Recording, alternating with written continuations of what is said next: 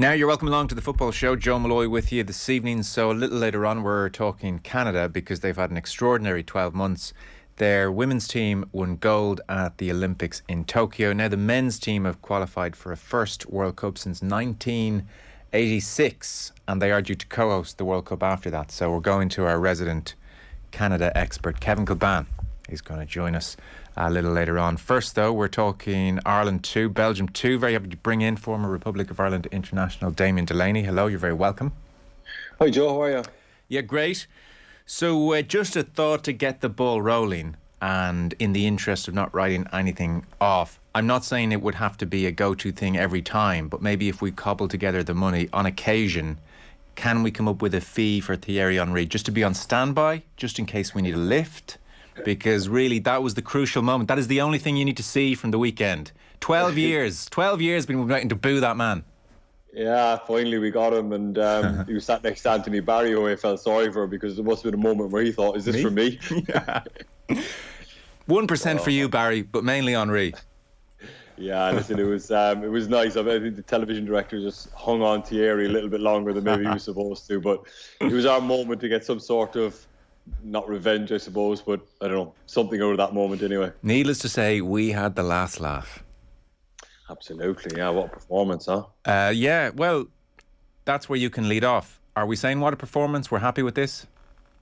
Absolutely, yeah. You could not be happy with something like that. You know, the way he set his team up, the vigour that they played with, the enthusiasm that they showed, pressing them right from the off. And really, for us to go into a game against a world number one ranked team and start as brightly as that, but then to maintain it, even when Belgium were having their good spells of possession and Belgium were dominating the ball, which they did for large periods of early in that first half, we didn't kind of wilt and drop back to the edge of our 18-yard box, and the back three quickly became a back five, and the three wide players dropped in to help the fullbacks, so it ends up being like a 5-4-1, and then that's it. The die is cast almost, and they're just retaining possession, and there's an inevitability of almost when they kind of get their goal, and rather than if, and then we're kind of relying on scraps. So that's what it's been. The majority of the last decade, really, of Irish football, against these top-ranked sides, albeit a watered-down Scotland side, but I wouldn't pay too much attention to that. That was still a side packed with players playing in the top 5 leagues in Europe, and players that we see regularly on a Wednesday and Thursday night. Of course, we're missing a couple of their big hitters, but look, let's just give credit where it's due, and my God, I think it is due. Well, to pick up on your point about the pressing, certainly in Stephen Kenny's first couple of games, there was a real emphasis on pressing, and then it ebbed away a touch across his first year for, I think, different reasons. Like, there's no question in my mind Aaron Connolly was substituted in one game because he just wasn't pressing enough, for instance. Yeah. So at times it may have been on the players, maybe to an extent on management at times. It's good to see it back, though. I think it suits the DNA of the team as well to press. It does, and we have to give Stephen credit. In a lot of those games that Aaron Connolly played in, it was definitely a 3-4-3, and it was a flat front three with Aaron Connolly high and wide on the left, and Troy Parrott, I remember, had a couple of games high and wide on the right, and then maybe a lone striker down the middle. And I always felt early in his regime, I know he didn't play the system, but the middle part of it, I always felt they got outnumbered in midfield, and pressing seemed to become almost futile because you're pressing and we're getting played through reasonably easy. You just look at the Azerbaijan and Luxembourg game, how much joy they had in possession against us, but he's kind of tweaked it slightly, and it's almost like a 3-4-2-1 where he's just kind of tucked the wide players in, which gives the midfield players a real dig out, because now we don't have 2 central midfield players, we kind of have 4 because they are inverted, and then the wide players kind of operate up and down the flanks. So defensively, I think that's helped us, that when we do get a press, we get some joy. We force teams backwards or we win it back. Now, of course, you don't want to stop it all the time. Any team or every team, especially, number one ranked side in the world, are going to come through you at times. But it's how often it happens. It is really a numbers game there. And I feel that the coaching staff and the players deserve credit for how they've kind of dealt with kind of that rocky first year. Now, I'm not saying we're home and whole by any stretch of the imagination. I'm not saying that we're the finished article by any stretch. but it certainly seems like the picture Stephen was trying to paint, or is trying to paint, is starting to take shape. There's an outline starting to be visible now. Yeah, for sure. And we saw the Irish team win the ball high in the Belgium half, even late on in the game, for instance, and chances created. Yeah. We saw on 47 minutes when Seamus Coleman stepped up, he nipped in for the ball. That was the one that almost fell for Robinson when McLean had the strike, and that was a big moment. And even Kenny himself, if we take that first half hour or so as Belgium dominance to an extent, then Thierry Henry aside, Stephen Kenny cited Kieran Clark stepping up into midfield and winning a ball, and it resulted in Ireland's first shot as maybe a bit of a turning point. So the likes of Clark, the likes of Coleman stepping in, and then also winning the ball high up the pitch, this is good. This is pressure on the opposition. Yeah, absolutely. And it obviously what you just described there is accurate, but it also is like a feeling comes throughout the team that we're not just here to sit in. It's almost like a message gets sent out. When Seamus does that, everybody kind of sees him doing it. Or if any player does that, everyone kind of goes, oh yeah, sorry, we're not just here to get beat, we're here to compete. And Seamus stepping in just sends a message and just reminds players sometimes, because when they're having their long spells of possession, it can get difficult when you're dropping in deeper and deeper, and sometimes the easiest thing to do when that type of pressure comes on is to sink towards the edge of your 18-yard box. But when one player does it, it kind of reignites everybody else and lets everybody know visually that, look, rather than just a word or someone shouting or roaring, somebody visually sees something like, oh yeah, I forgot we're on the front foot.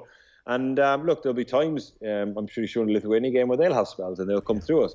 But, it's something is the green shoots we spoke about after the end of the last campaign that, we said that need to start growing. Well, there was certainly a little bit of growth there on the weekend. The Batshuayi goal, on first glance, you think, well, it's just quality. He gives himself a yard and shoots early, and it's a high quality goal. And I think that stands. But then on second viewing, of course, we're going to look at it from an Irish point of view. So give us your view on Coleman and Kelleher in the goal. Well, first of all, I suppose there's three parts to it. I would leave Quiveen out of it, really, because it's a good finish. But the first part is the confidence that we showed in pushing the wing backs in. Obviously, there's a downside to that. It does leave some space down the side of the three centre-backs. And that is an area that teams will look to exploit with us, because when you have a team as front foot and engaging as Ireland, and you look at the position of the two wing-backs, Matt Doherty and James McLean, they're higher than the two midfield players when the ball gets turned over, which is great. But on the flip side of that, the weak spot is down the sides, and obviously Batshuayi pulls into that channel and the ball gets played. Now, if you're being ultra-critical, the easy thing and I believe the lazy thing to say is that, Seamus has got to get him down the line. And of course he has. But, you still have to recognise that if you push Batshuayi down the line, it could still be a problem, because the only way you guaranteed get him down the line there is standing square with him, So he definitely cannot come inside. But if you stand square with a player, unless you're ultra quick, and there's only a handful of fullbacks, I believe, that have that type of pace, that can stand square with a centre forward, and when he pushes it, make up that ground. Think Aaron Wan-Bissaka, he's one of the best at it. That's why he very rarely gets beat. But obviously Seamus is just giving himself a yard or two just in case he pushes it down the line. I think Matt Doherty could do a little bit more. I know we spoke at length before about his urgency to get back and spot danger. I think he must know that Seamus is going to do his best to get him down the line. But, if Seamus stands square with him, there's a good chance he could go down the line and cut in on goal, if you know what I mean, and then get a direct route to goal. So Matt Doherty has to come back and help him there. And if you watch the replays of that, I think he probably could try just a touch harder to get back in and give Seamus a dig out there. But look, it doesn't happen. And almost having said that, when he chops inside, it's not like he cuts inside and travels along the width of the pitch and then bends it in the far stick.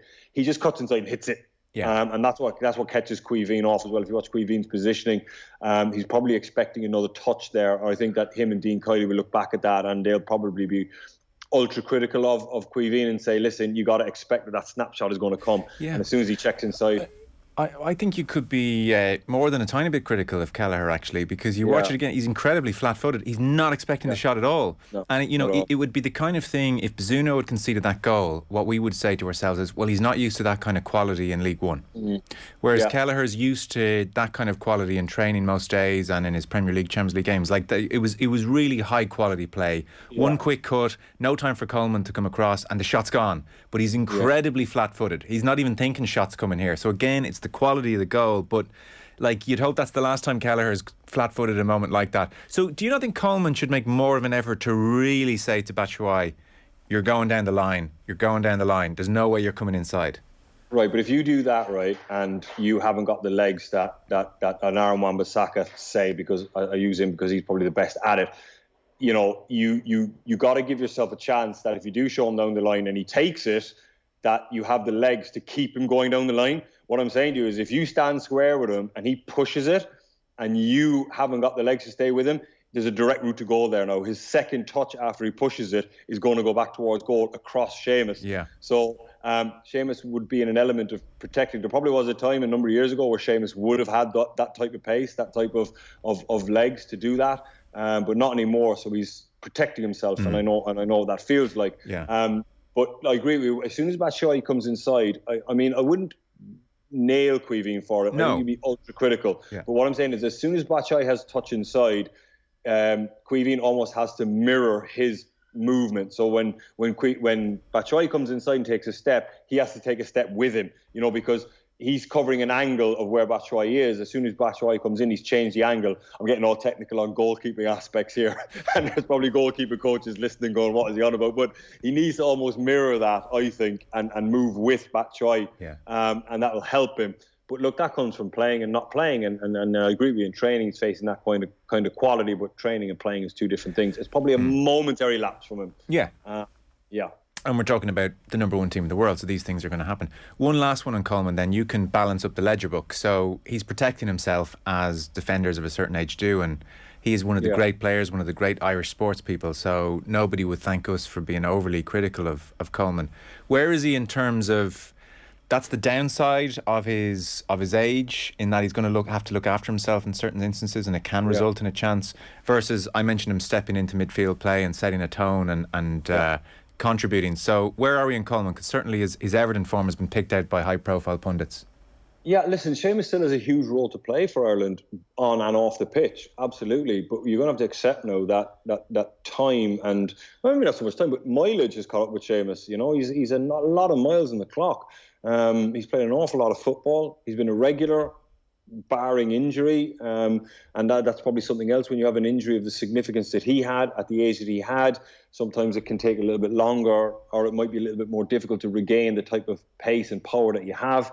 But look, he's still an incredible player. He's probably not what he used to be, and I'm pretty sure he would admit that, but he still has an enormous amount to contribute to Ireland on and off the pitch. Off the pitch, he's obviously the figurehead, he's the leader, he's the main man in the changing room, and all the players really like Seamus, and as a character, he's brilliant. So even if he plays or he doesn't play, I'm pretty sure Seamus would still have a huge part to play in it.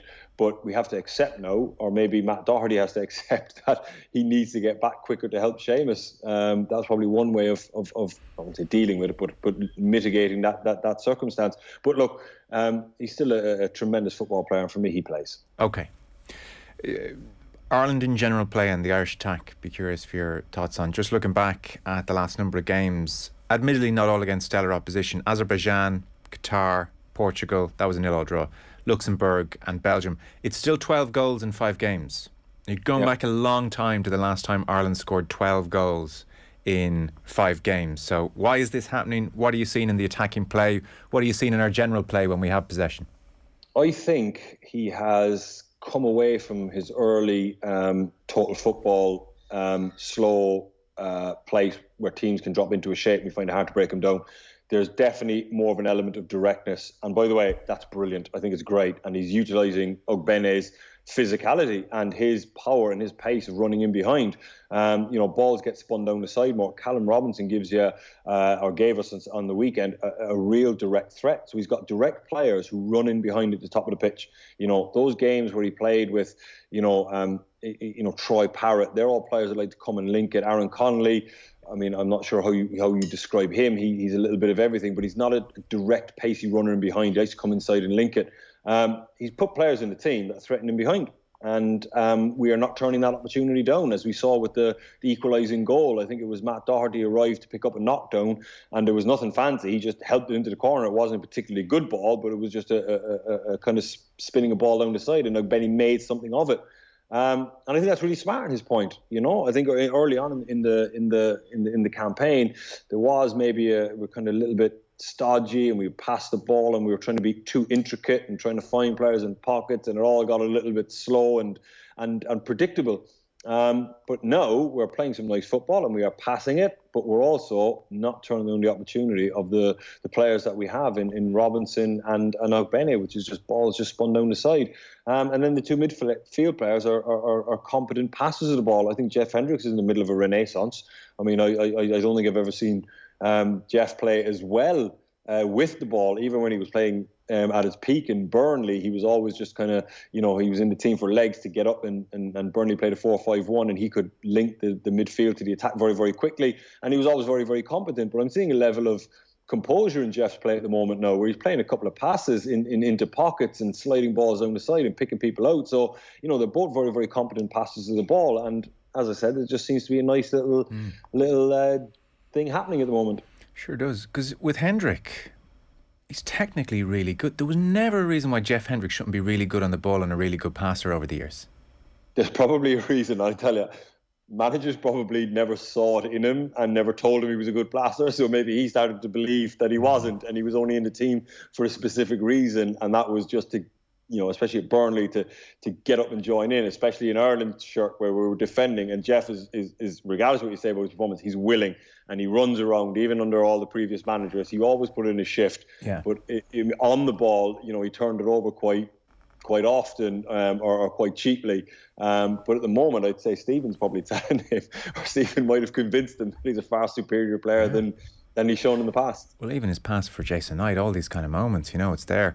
On the slightly more pragmatic approach on the ball, a willingness to clip balls long or down channels, I mean, that all stands in wonderful opposition to what we saw at home against Luxembourg back in that awful March, when I think Kieran Clark kicked the ball away 11 times and we were just penned in on that left-hand side and refused to break the pattern. So now we're doing it. And the other good thing, so you used the example, for instance, of the equaliser where Coleman clipped one long, and it was Doherty, as you said, who picked up a ball. Like if you hit pause on that moment where the ball is in the air, I think it was either towards Ogbene or Will Keane, the Coleman clip, but you have Irish players rushing towards the ball. Yes. And so I think all of us can live with that kind of a pass, that long pass, as opposed to the days of Shane Long with 50 yards around him winning a flick on to the opposition goalkeeper, which is utterly pointless. Like there's a method to those kind of clip balls, and probably puts manners on the opposition as well. Absolutely, and I'm all for that. I would never say that we have to pass out to Shane Duffy in the 6-yard box and then come through every player to touch it to get it to the other end of the pitch. There's absolutely nothing wrong with it. And like you said, I agree. There's a willingness now that when the balls are clipped to get up, and the distances are so much better and the quality on the pass is so much better. What you're talking about there with Shane Long was usually a player that hadn't seen the ball for maybe 2 or 3 minutes. He's been chasing it, so he's breathing pretty heavy. The ball drops to him and he's being pressured. So all he does is spin one down the side. It's more hopeful than anything else. And he's more hoping that Shane Long is on the side of the play. And the distance then to get from the edge of the 18-yard box to the halfway line is too big. And as I said, because we've been chasing it for 15 minutes, players haven't got the energy to do it. So no, it's an awful lot more measured. It's a ball that's played up. It might not be of the greatest quality, which maybe the ball that Seamus clipped wasn't. But, the defender couldn't get a good head on it. He headed it down. But all the players now are in good physical condition because they're having chunks of games. And, of course, the distances, if you look at it, it's a clipped ball. It's not an absolute lump 60 yards, and nobody's making that up. So I agree with you, but that comes down to, the factors that I just mentioned there. Yeah. We want more Damien Delaney-esque chipped balls, chip passes. That's what you're saying. I was definitely more of a smash it and good luck to the fella chasing it. Yeah, get after it. The Alan Brown header, quality. Yeah, absolutely. Incredible. I mean, I love the fact that he if you watch it back, he holds his run. almost as if he's going to lock up the edge of the 18-yard box just in case they win the header and it drops to a Belgian jersey and it's his job to stop the counter-attack. He almost just slows down. But then at the last second, he just thinks, actually, hang on a minute, I can get in the box. But because he's only 15 yards away from the 6-yard box, he can make up that ground quite quickly, and he arrives bang on cue, and the ball is plumb on his forehead. And, I mean, he just meets it brilliantly. And I think as soon as he met it, he just thought there's no way any goalkeeper is going to stop that. So it's just a good header. But as I said, it's just down to the attitude and the positivity that's in the side at the moment. Like I said, he could quite easily have looked at the clock and just thought, you know what, I'll just stay here on the edge of the box and hopefully think something will pop out and I'll get a strike on or something like that. But he didn't. He actually wanted to go and get his head on it. Yeah, and he had that header against Serbia as well. So he's, good timing in the air. He's a big, tall fella, so he's a good presence to have. And in fairness, the quality of the cross from Ogbene was screaming out, the pace of it, the loft on it, was screaming out to be attacked. And let's talk a bit about Ogbene, because his impact here has been fairly extraordinary. He got his goal as well, and no problem with someone having a crack at an overhead, that's exactly what you want to see. It is extraordinary, and even I think Stephen Kenny's kind of said this, rather than look at Ogbene and say, well, he's our wing back, and we certainly aren't using him that way. So his performances have been such a bonus for the Kenny regime, because I don't think he was on our general radar 18 months ago, that's for sure. No, absolutely not. And if he's playing at wing back at Rotherham in League One, maybe we were all kind of looking, thinking there's not much in it. But look, it was an overhead kick, but it was a 2-touch overhead kick. He set himself up for it, which is even more impressive, to be honest with you. In what was he, 7 yards out in a packed box, he had the composure to flick it up for himself and then hit it. So look, Stephen obviously makes him feel welcome. I read all his press stuff before the game where he spoke, about sometimes he doesn't feel like not that he shouldn't be there, but he just feels like I'm playing for Ireland. But then Stephen reassures him and tells him, look, you have everything. You're a main guy. You're going to play. But regardless of where he plays, he has a unique set of physical attributes in so far as his size and his pace and willingness to utilise all those attributes. And he just genuinely looks like he loves coming in playing from Ireland, He just shows up and he feels at home. And that's testament to the environment that they've created, that there's nobody coming into the environment feeling like they shouldn't be there, or I'm a League One player and I'm playing with or against these players that I perhaps would never ever get to play against. But he feels at home and he feels confident. And as I said, that's a testament to the environment that's been created there. Yeah. And even, it's funny, that environment extends to the crowd as well. I think Stephen Kenny has been smart in the way that he has laid all this out. Young players coming through, we're building a new style. Somebody immersed in Irish football, understands Irish football and respects Irish football, and he's taken the crowd with him. And you think of somebody like Ogbene, young player coming in, going to make the odd mistake, but has lots of attributes. The crowd's reaction to him versus, the crowd's reaction to an Aidan McGeady a decade ago when he made a mistake, it's different. And I think Kenny has been smart, because the atmosphere on Saturday is a part of this conversation, that there is massive buy-in now, and all the talk in the media and the complaining about the 12-11 match losing run, which had to be talked about because it was worrying. But all of that is very much parked at the door, because there's something very good going on between Kenny, the team, and the crowd at the moment. And, we haven't seen it in a long time, I'd say. It is. And I think if you broaden that picture out to the whole last decade of Irish football and the type of football that was played, and obviously then the scenario that unfolded at the FAI, it was almost like we were down and out. Things perhaps, I wouldn't say couldn't get any worse, but it wasn't looking good. And then Stephen has come in and he's kind of promised a different way. Now, all this loving for Stephen is great, but look, he still has to produce. We had a good result against Belgium, and I'll be the first one to give him praise, and I'll be the first one to criticise him and then the things that I saw wrong against Luxembourg. But ultimately, the Nations League is coming up now, and he needs to continue this improvement. He needs to start getting results now in the Nations League against teams that are ranked in and around us, the Scotlands and Ukraines of this world, teams that are ranked just ahead of us in the rankings. And he needs to take the Nations League seriously so we can qualify for a major tournament, because ultimately it's his job to get the feel-good factor back in Irish football. But he also has to start producing end product, and he has done on the pitch, but now he needs to start translating into tournaments, i.e. the Nations League and the upcoming Euros. And that is a different kettle of fish. Friendly and on a centenary evening on a Saturday in Dublin is great, and I'm not taking anything away from it. It was brilliant. But there's much, much tougher days ahead. But that's what Stephen signed up for as a manager. That wasn't his cup final on the weekend against Belgium. He needs to repeat that now against Lithuania, and then he needs to get the belief in the players to top our Nations League group, or do well enough in the Nations League to get into a qualifying position for the Euros, depending on our group for that. Yeah, I think that's all totally fair. And everything we're saying now proves that things weren't great for a part of his tenure, and it was too stodgy and slow and predictable and easy to defend against. So, in fairness to him, he's evolved. With a view to, there's Lithuania tomorrow, obviously, and then to June. The schedule for the rest of the year is as follows. This is not a vintage year, unfortunately. This is a World Cup year and we're not in it. So it's Ukraine on the 4th of June, a Saturday. It's hard to imagine that fixture going ahead, or it's hard to imagine Ukraine's participation in the Nations League. So potentially that just leaves it as a three-team group. I don't know what's going to happen. But as things stand, it's Ukraine on the 4th, and then Armenia on Tuesday the 7th, and then Scotland on the 11th at 5 o'clock, and then Ukraine again on the 14th. So 4 games in June, but I suspect the Ukraine games won't go ahead.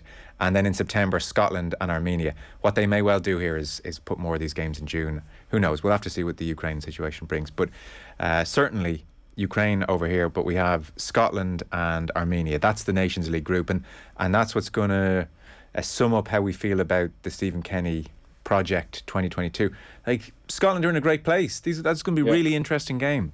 Absolutely, they're a pretty good side, and that's why I said he deserves his praise for the other night. But the battle starts all over again tomorrow night, because you think Armenia is going to be a pushover. I mean, we saw with the likes of North Macedonia and Georgia, who we've seen recently, these teams are progressing fast.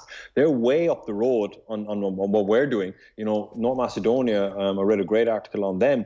I mean, basically what we're doing now, they decided to do about 10, 12 years ago. But they've invested serious money into their infrastructure. So they're only going to get better. They've got Category 1 academies in Macedonia now, and it's all about development. I'm sure Georgia are doing that. I'm sure Armenia are doing that. So all these teams have the jump on us. So we have to keep progressing, and time is not on our side. So Stephen has a big job ahead of him, but he started well, and he deserves credit for what's happened. But yeah, it's a big year for him. Big year. One last point. I don't know. I know you were in Virgin on Thursday evening. Were you on the Italy-North Macedonia game, or were you watching at the corner of your eye? 32 shots and they lose 1-0. It's hard to believe, really, isn't it? Because they were, they weren't just winners of the Euros. They were really impressive winners all the way through. Yeah, absolutely. And I read a piece with Fabio Capello today, and he said that Italy looked like Pep Guardiola's teams 15 years ago. We need to be more German, Jurgen Klopp, and I think he referenced Atalanta in Italian football. He said they're the only teams that are playing this high-octane football.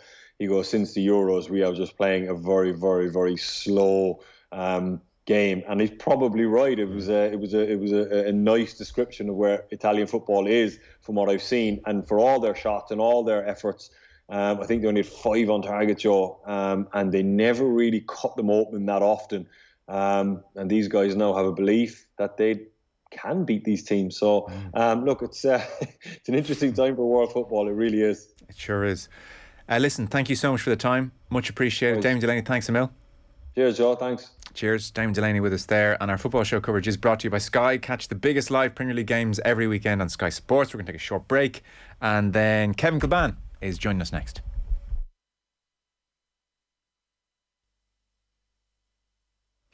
Now you're very welcome back. So we are going to turn from the Republic of Ireland to Canadian football, because it's been an extraordinary 12 months. On the Olympic front, the women's team won gold in Tokyo, and now over the weekend the men's team have qualified for their first World Cup since Mexico 1986, and what they're calling it over there is the Kevin Kilbane bounce. There is a sense in the Canadian media that you put a man with that kind of talent into a country and there is a natural contagion effect. So they're saying 36-year gap, Kilbane arrives, they call him Zinedine, and here they are. So there is huge excitement at what happens next. Kevin Kilbane, hello. Hi, Joe. You know that you're still full of it. You know that. Yeah, you don't change. You don't change. But anyway, there you go. Why change? Why change when it's not working? The Kilbane bounce, huh? Listen, you arrive in this country and it's liftoff. Unbelievable. Well, it's yeah. I mean, it has been incredible. I mean, do you know this stage of qualification for Canada? They haven't been at this actual stage where you go into the octagon where it's 8 teams since 1993. So you look at it where they've come from. I think the hope and expectations going into this final round was might nick a playoff spot. Try to compete with the two big powerhouses in Mexico and the USA. Try and compete with them and stay ahead of Costa Rica, Jamaica, and Honduras, who are probably the next best teams. But they've exceeded expectations, and it's been an unbelievable turnaround for them. Just a quick one. I just put it in a bit of context that the current coach John Herdman, when he took over 4 years ago, I think it was 4 years ago last Thursday, they played the first game against New Zealand in Murcia, Spain, with 75 fans in attendance, 75 fans. And it shows where they've come from because the turnaround is incredible. What? 75 fans? Yeah, 75 fans for John Herdman's first game 4 years ago in Murcia against New Zealand. God. Ronan outside just said they're calling it Kilbanada.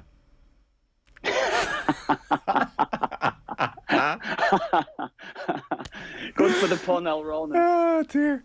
God, that's extraordinary. So, generally, interest in soccer, I presume, in Canada, where is it in the pecking order? Does it get good figures? They're watching the MLS, I presume, or are they watching European football? I mean, when you open the Canadian newspapers or turn on the sports shows on TV, where is good old soccer featuring generally? They're way down the pecking order, way behind. I mean, hockey's number one without a doubt here. Ice hockey's number one, and then you'll have basketball with the Raptors, who of course won the title a couple of years ago. So the Raptors will be big here as well. Blue Jays as well. So you're fourth or fifth really down the pecking order. You mentioned the women's soccer as well that has really gone on to a new level. They've had a few issues, I think, within Canada soccer over the years. They've lost some really big players. Owen Hargreaves was one of the high-profile players that went on to play for England after playing underage with Canada. Begovic would be another one that played underage with Canada. And they had issues trying to keep hold of players. Now, realistically, there's bona fide stars here, Joe. Like, Alphonso Davies, he's certainly in my opinion, I think many opinion, he'd be the best fullback in world football right now. Probably the best left-sider in world football. He's only played actually half the game. Jonathan David, who undoubtedly will go to the Premier League, I think, in the summer. It will be 50, 60 million, I would imagine, the transfer fee for him from Lille. And you've got one or two bona fide stars. Stefan Eustáquio, who's just moved to Porto as well, will be another one in midfield. You'd love Eustáquio, Joe. He's right up your street for the type of player he is. If you look at the first goal that Canada scored yesterday, a lovely little through ball that he just played in behind the defence for Kyle Larin to score. There's three or four. I'm talking real stars in the team, real top class players, and there's a mixture of I wouldn't want to say workmanlike, but players that if you're looking at it in comparison to our Irish team, we'd go, well, look, would they get in our team? They'd struggle to get in our team, or they'd certainly be on a par. But when you've got a mixture and you have two or three really top-class players, they make the difference. So it's going to be interesting to see where Canada go when they play against some of the big nations. They're talking here now who they're going to get in the World Cup. Will it be Brazil? Obviously, everybody wants England. And just going back to your point there, where it falls in the pecking order, the Euros here got way bigger figures, viewing figures than the MLS would have got. But now, all of a sudden, as I was saying, there are stars that young players and youngsters can look up to. Not least the women's game that has done so well. But now in the men's game, there's bona fide stars that's going to carry the nation through. So it's really exciting times ahead, yeah. Yeah, it really could be. And the context is, of course, Canada will co-host the 2026 World Cup. So in terms of a 4 or 5 year period here, it is really exciting for Canadian football. Kev, I was reading, so in the last 12 months, Canada have played 24 games. Now, that's a hell of a schedule. 24 games, they've won 17, drew 4, lost just 3, each of those by a single goal. And as you mentioned, 14 of the 24 were qualifiers, and they were without Alphonso Davies for 7 of those 14. But, geez, 24 games in a year.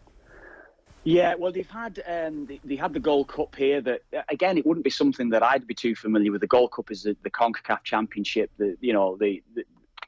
I suppose on a par with the Euros or Copa America, but it's not on a par standard wise. But obviously, it's the North American Championship, so that's every 2 years. So that was in the summer as well that they had the Gold Cup. So there's a lot of games there, and I spoke about before the qualification that Canada have had to go through to get to the stage they were actually at, which is the Octagon, the 18 qualification. They've had. I remember, what was it? Not long after I arrived here, they played Haiti in a playoff game to qualify for this standard, and they blew all the teams away that they played against. They had way better players, but historically, Canada have got to the stage where they've played, certainly in Central America, Honduras, El Salvador, Costa Rica, and I wouldn't want to say bottle it, but they've found it really difficult to go to these places and get results. They've had limited or no success there. And now all of a sudden they've gone to these places. They beat El Salvador and beat Honduras convincingly, and they also got a draw in the Azteca against Mexico. They drew with the US in the US and beat Mexico and the US at home. So the standard has taken them on to the next level. Yeah, with the players, they've got John Herdman, the coach, who's from Newcastle in England. He has really give belief to the team as well. But I think the region itself, Joe, where Canada have been in comparison to where they should be. They've been in the doldrums for a long time, yeah. And Kev, what's the standard like in the moment, or at the moment, say, across CONCACAF? Like you mentioned Mexico, you mentioned the US, these very, very respectable teams. Yeah. Well, if you look at the world rankings on Mexico and the US, they're both in the top 15. I think they both still are. They definitely were going into the last round of fixtures. Mexico, Joe, personally, and my knowledge would be similar to your knowledge, Joe, on Mexico, where we would have watched them and been excited by them at World Cups in the past. They've caused shots. Let's be honest. Our knowledge of Mexico is John Aldridge letting that linesman have it. Yeah, that's true. But I remember that game in '94, Joe. You're a bit younger than me. You probably won't remember it as clear as me. I was obviously, 17 or whatever it would have been around then, 16. But they played us off the park that day, didn't they? And, it was hot. It was hot. That was our excuse, really. Yeah, that was our excuse. Yeah, we couldn't go on the high press. We couldn't go and get up and at them, could we, in that game? But no, I mean, Joe, we've seen. Let's be honest, we've seen Mexico a lot of World Cups. I watched them, of course, in '86 when I'm going back to Hugo Sanchez and players like this that played for Real Madrid. But they've had some really good players that's been playing for them. Personally, and I've watched them across the course of this campaign, I think it's the worst Mexican team that I've seen. So if I'm judging it from that, US aren't great this campaign. Canada, by far and away, the best team throughout this qualification. And judging from where Canada were at the start of qualification to where they are now, where they rank now, it's about 30, I think, in the world now. You probably tell it's right in front of me, 33, I think, Joe. But they're on the verge of top 3 or 4 at the moment, which one they're going to be in. I think if they play Panama in the last qualifier on Wednesday, there's potential if they win that, they could be in pot 3, which of course makes a difference to the draw. But just going to your point on the standard of CONCACAF, Costa Rica, who I saw Costa Rica play in 2014 when they got to the quarterfinal of the World Cup, getting beat to Holland on penalties. It's more or less the same players, or there's a lot of players from 2014. So 8-year difference, you're looking at that. A lot of those players are a lot older, not as good, obviously, not as dynamic. So it's not the same Costa Rica team. Honduras, I would have played with Wilson Palacios at Wigan, Mano Figueroa at Wigan. They've had some really good players, Honduras. They're not the team that probably they were as well. So the standard across CONCACAF, in my opinion, certainly can be absolutely no comparison to what we've been seeing, certainly in the Euro playoffs recently. The standard is not there, but Canada haven't really played against any of the better teams in Europe yet, this team that they've got right now. So I'm really interested to see what the team's going to do. They've not really been tested defensively, Joe, and I think that's going to be the key thing for them come the World Cup. That can they contain sides, some of the better nations with the attacking talent that they'll have. Yeah, it's going to be interesting to see what it does for the popularity of the game over there. Not to put you on the spot too much, if you don't really know, there's no great issue, but like in terms of participation, does soccer have a reasonable presence at schools, or out and about? Are you seeing soccer goals, posts around park pitches? Does it have good participation? No.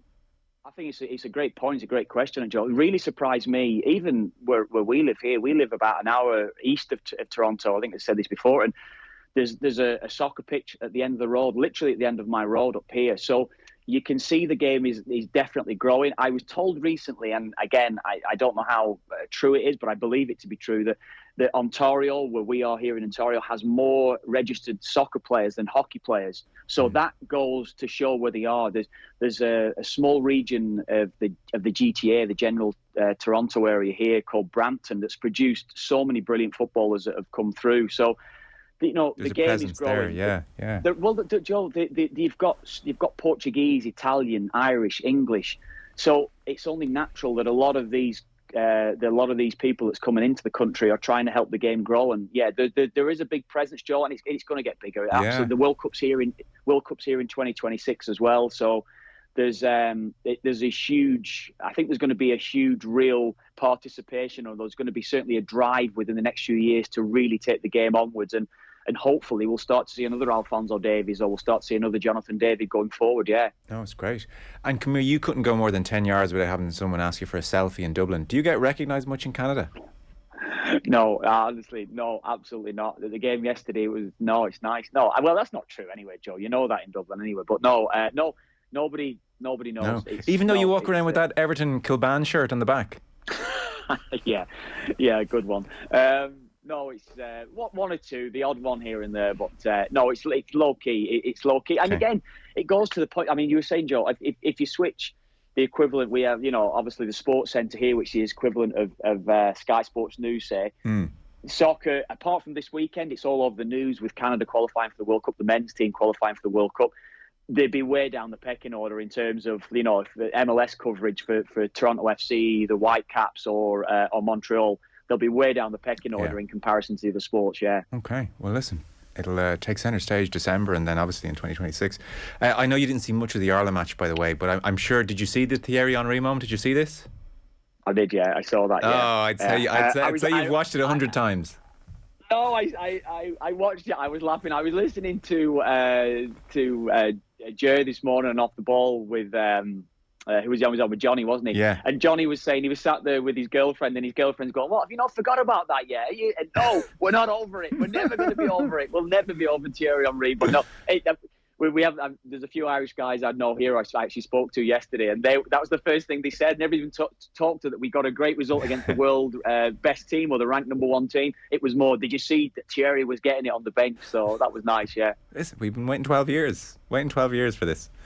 Yeah. Oh, quite right. Right too. He was trying to do the. I've glanced. I see myself on the big screen. Oh, they're still booing me. Yeah. Wanted to have another glance. It's a tough spot to be in. What do you do? Yeah. He's a great guy, though, isn't he? So what can you do? Yeah. Thank you so much. I know you're busy, so we appreciate the time. We'll talk soon. Take it easy.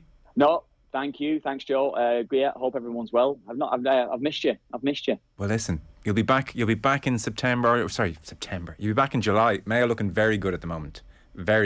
So I know. Yeah, I know. I've seen a few of the games. I have. No, I know you're probably stuck for time, but I've seen a few of the games. Great result yesterday again. So over the weekend again. So Saturday, wasn't it? Sorry. No, but yeah, looking well. A lot of youngsters all coming in, and I'm going to miss the league final, but. I know I might try and get back. Obviously, last few years not been able to get back, but 24th of July, Kev. 24th of July. Yeah, if we get to the final this year, we have the baby on the way, Joe. We have a baby in 4 weeks, but maybe I might be able to swing it this year. Listen, you fly home 24th of July, bring the baby out onto the pitch, put it into the Sam Maguire, do a lap of honour. We'll let you go. Thanks so much. No, thanks, Joe. All right, come on, Kevin Kilbane there with us from Canada, and our football show coverage is brought to you by Sky. Catch the biggest live Premier League games every weekend on Sky Sports.